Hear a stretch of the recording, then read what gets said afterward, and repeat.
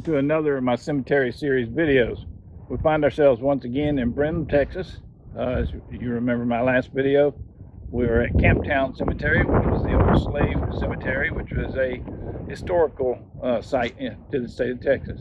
Today we find ourselves at another historical site. This one is the Masonic Cemetery, although you won't find it on maps that way. It'll be marked on maps as Yellow Fever Cemetery.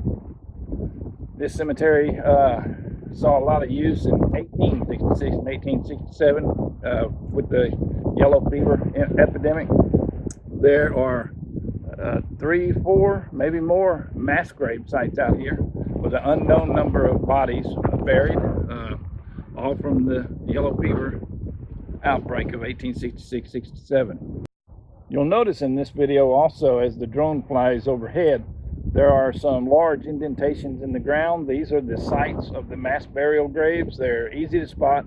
These are not rolling hills. These are mass burial grave sites, each one marked with a cross and a historical marker. There's also a fairly small pile of dirt now, but it used to be a large pile of dirt where they would put bodies in these mass graves, bury them over with about a foot of dirt, and then next day do the same thing again as people passed away. So there is a pile of dirt here still from that time period, which is worn down quite a bit, obviously, from the 153 odd years that it's been since that time. That in itself is a pretty historical thing. However, there's another historical event here at the cemetery, which has also got a historical marker for the state of Texas, so make sure to read that at the end of this video. But Mr. Owings had a son that was killed at Goliad by the Mexican army, and he helped support, although he did not fight, he helped support financially the fight for Texas's freedom. He is buried here alongside his son who was killed at Goliad, and if you read the historical marker, that'll tell you all about his story. So let's get into this cemetery and check it out.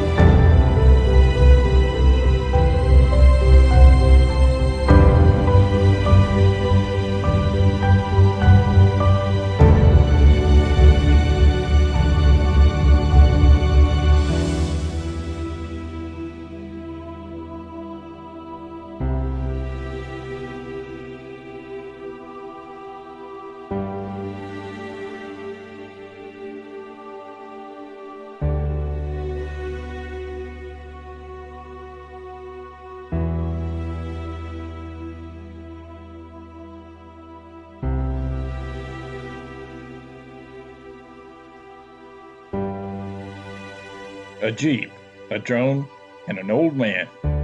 We'll be seeing you next time.